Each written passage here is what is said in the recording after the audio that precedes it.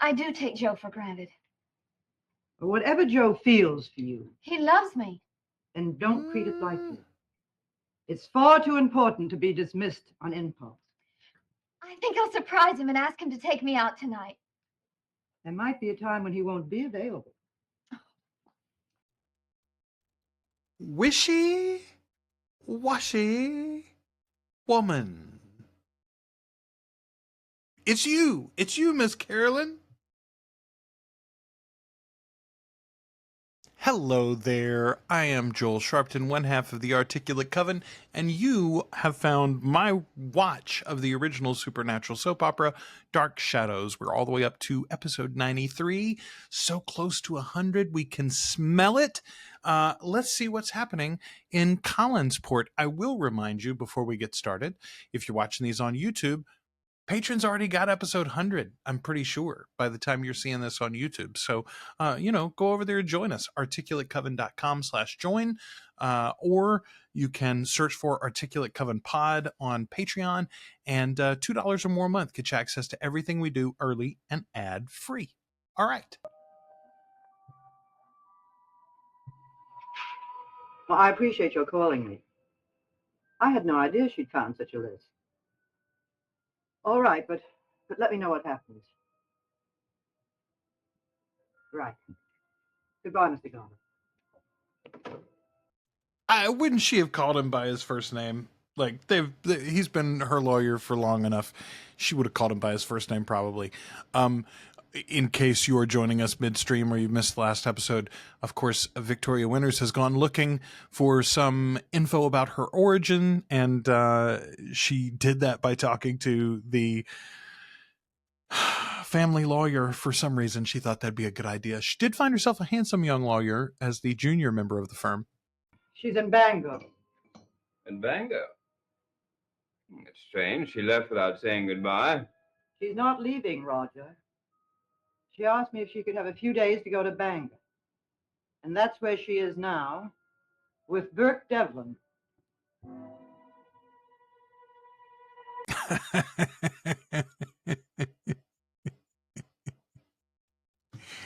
That's not even what she just found out about. That's not what she was like upset about, but she knew that's what would affect Roger.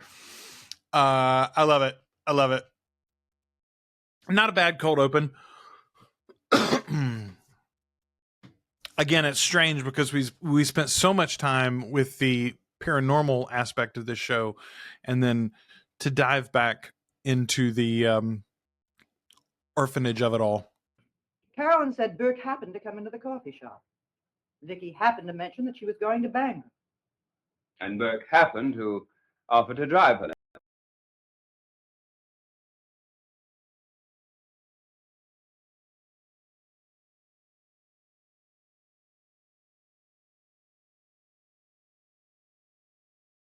Yeah, she did call him. And it was arranged beforehand by your niece and your daughter. Hello. Carolyn's got the hots for him. You guys know that. Practically a member of the family. Burke can be very persuasive when he wants to be. Well, even if she talks, what could she tell him? Well, I should think you'd be more worried about that than me. In what way? Well, there's always the possibility that he might convince her she was wrong about the time you left the house the night Bill Malloy died. Well, why should that matter? It's already on record. She wasn't very positive when the question was asked about the sheriff. Well, it satisfied him and the coroner. That's all that matters. Is there anything else she might tell Burke?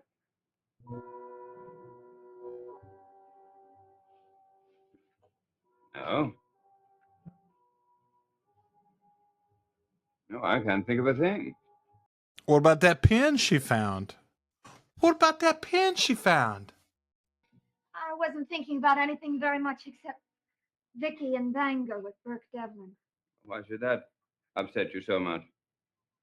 Why shouldn't it? Uncle Roger, I know what Burke tried to do to you, get you mixed up in Bill Malloy's death. And I see what he's trying to do to Mother. Is that the reason you're so upset? No, it's not. This disdainful look at Carolyn is one of my favorite poses of Roger of all time. Of course. I don't care what Burke does. I just don't think Vicky ought to be Oh, with you. yeah. Your mother tells me that David has persuaded her to stay on here. He practically got down on his hands and knees and begged her not to leave. That is very strange. It certainly is. Almost as strange as the attraction between Vicky and Burke. I think I'm going to have a little talk with David. Right now.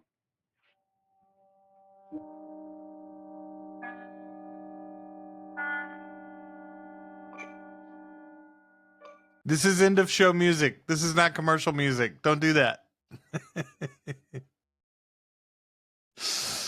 All right. Is it just the Collins family today and the Stoddard family? Let's see. 1, 2, 3, 4. No, we still got one more, I guess. Maybe Matthew?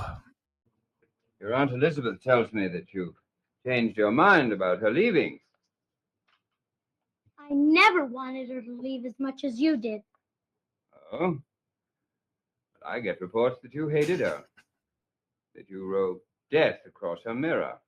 That you locked her up in an inaccessible part of the house. That doesn't sound to me that you were overly fond of her. Well, I changed my mind. I want her to stay. Oh, have you discovered some qualities about her that I don't know anything about? I have. She saw it. She's the only one that did see it. And if she stays here, the ghost might come again. But if she leaves, the ghost might leave too, and I want to see it. David, such things do not exist. They don't exist. How did Miss Winter see it? She was doing Flawless logic there, kid, by the way. That's just elemental debate 101. And if she stays here, I think Mr. Malloy's ghost might come back. And this time, he might tell her who killed him. He might even tell her you killed him.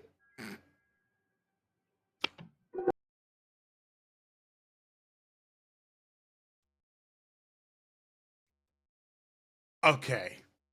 All right. First of all, I'm on record. I'm not a fan of David's character. He's a little snot. You don't just slap a kid, especially for that. First of all, Roger did kill him. Man, color me surprised. I mean, you know, it's the 60s, so, but still. And obviously, it's not gonna, like, they're gonna play this like it was an okay thing to do. He hit me. Is it bleeding? Of course not. David, why do you act so silly? Uncle Roger would never hit you. He did, I tell you, he did. Yes, and I'll do it again if you don't stop this nonsense about ghosts. Will you please leave us alone for a few minutes? David, I give you fair warning. At least Roger remembers whose house it is. Who controls the fortune. I thought he changed his mind, but he hasn't. He still hates me. You mustn't say things like that, David. Doesn't matter. I still hate him. Come along. We'll go back up to your room until you calm down. I wish he was dead.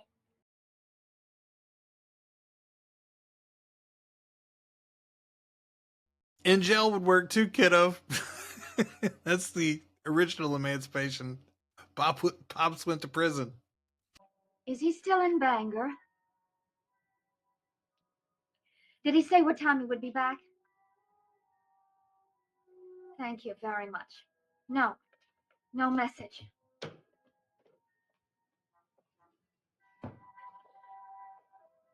Well, David's calmed down. Well, I'm not. Golly, Carolyn.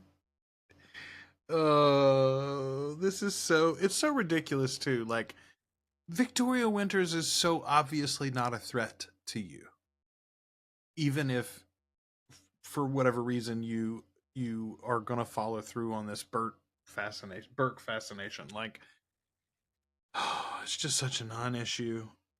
And it is, I like Carolyn's boy craziness even less than I like David's general, little demented boy demeanor.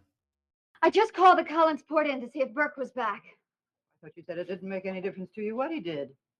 I wasn't calling because of him. I wanted to see what Vicky was up to.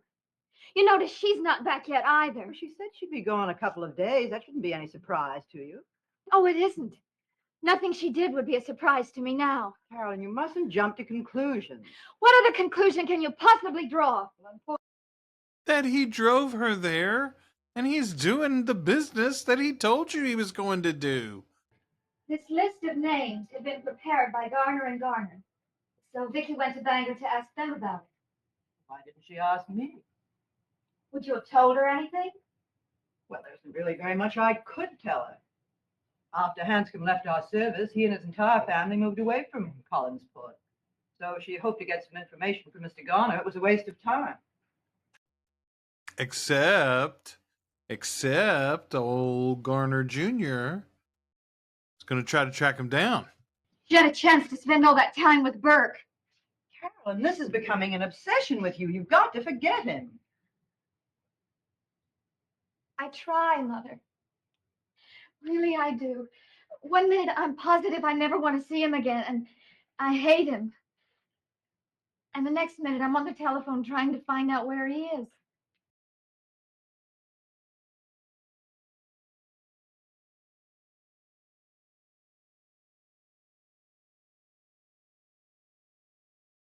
I think the cat's out of the bag on your daughter's craziness there, Elizabeth. You closed the doors too late. He wanted me to marry him before I ever met your father. Did I know him? Yes. Who was he? Ned Calder. Why didn't you marry him? I kept him dangling too long. I took him for granted. Joe Haskell reminds me very much of Ned Calder as a young man. He's patient to a point. And you think I may be stretching that point? Yes, I do. Oh, you have damn near broke the thing off, ma'am.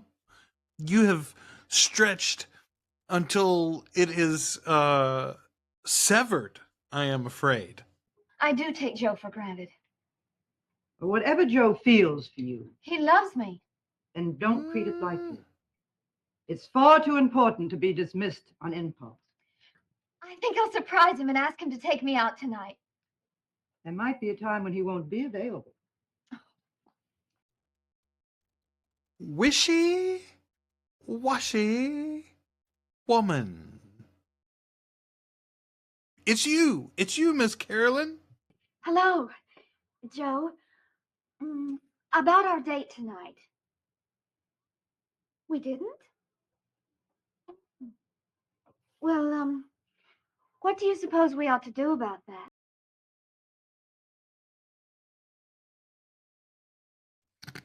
All right, well, good on her, I suppose.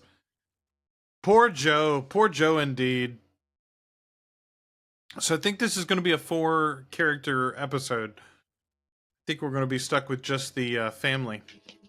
Isn't everything just wonderful? Oh, the mood swings on this woman.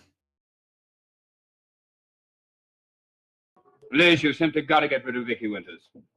Why? Even when she's not here, she creates tension and ill feeling. You didn't have to strike David. Oh, it wasn't that bad. Well, it must have been to upset him the way it did. You certainly know him well enough by now to know that he would scream if I merely give him a hard look. She also knows you enough to know that you give him more than hard looks. Raj, you're a terrible, mostly absentee father. I know things happen around here that are difficult to explain, but there has to be a logical explanation for everything. Have you got one? I much prefer not to even think about them. In other words, you believe by ignoring them, they'll go away. You want to pretend they never happened. Is that what you want me to do? No. Yes, it is. Yes, it is. Y'all burn the seaweed. You burn the seaweed. There's one other thing I want you to do. I want you to sell this monstrosity you call home. Sell it to Burke Devlin for all I care. That way we could exorcise Burke and the ghost at the same time. I can't sell it. But of course you can if he's fool enough to buy it. I won't sell it. Surely you understand that by now. I understand the words, but I certainly don't understand the reasoning.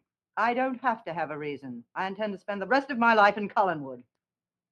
What if I leave here? That's up to you. And take David with me? That's an empty threat. You love money much more than you love David. Oh, all right. Yeah, you didn't even argue with that one, did you? He's not interested in Vicky herself. He's only interested in Bill Malloy's ghost returning because he thinks that the ghost will tell him who murdered him. Why should that bother you? David is obsessed with the idea that I did it. All this because of these wild stories that Vicky's been telling him. Not so much. Not so much. Again, let's all recall how not too long ago, mere weeks, in fact, in real time, in the showtime anyway, weeks ago, he, booby-trapped your car so that it would drive you down the cliff or off the cliff. What is between you and Victoria Winters? What do you know about her? I have never evaded the question. She's an orphaned girl who was recommended as a tutor for David. Nothing more. How do you know that Burke hasn't arranged this whole thing? How do you know that they're not working hand in glove at this very moment? How do you know what she may be telling him right now? I don't know. But I do know that Vicky can't tell Burke anything that I wouldn't tell him myself. Can you say the same?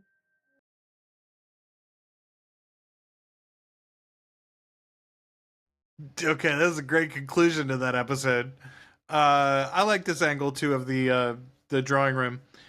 Okay, not a fantastic episode, but lots of good character development there. And here's something that I thought about.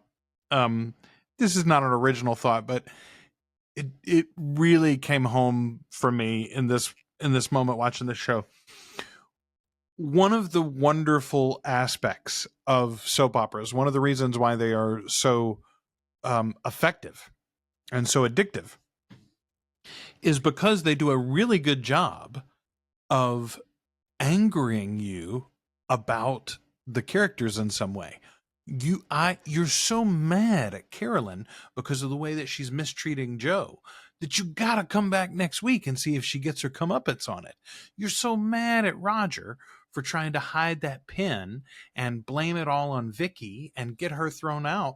You're desperate to see him get his comeuppance.